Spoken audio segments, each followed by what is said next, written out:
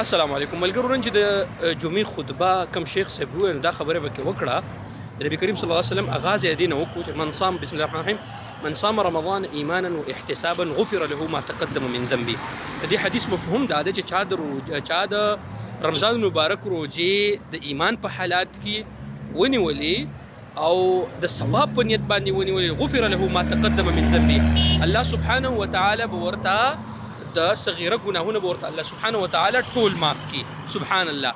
د دې مطلب دا د مرګرو چې مونږ او تاسو روزې د رمضان مبارک ونیسو او د ځان احتساب هم وسره وکړو چې بای زمونږ نه مخکې څومره ګناهونه شوي دي او د رمضان المبارک د اوقاتونه فایده واخلو، خپل ټیم پکې ضایع نه کړو. شیخ صاحب دا خبره وکړه چې ټیم ستاسو ضایع نه شي، ځکه چې بختور انسان هغه دی، ګاډي اواز دی، بختور انسان هغه دی چې د هغه په ژوند کې الله سبحانه وتعالی بار بار روزې راولي.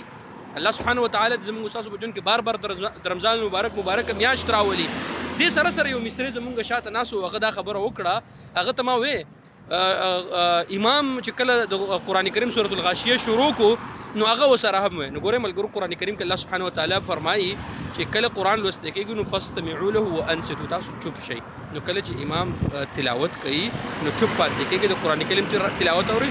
په دې باندې ان شاء الله بیا چرته ویډیو جوړه کو. الله دې زمونږ او تاسو ایمان نصیب، الله سبحانه وتعالی زمونږ او تاسو په ژوند کې بار بار د رمضان مبارک روزې راولي.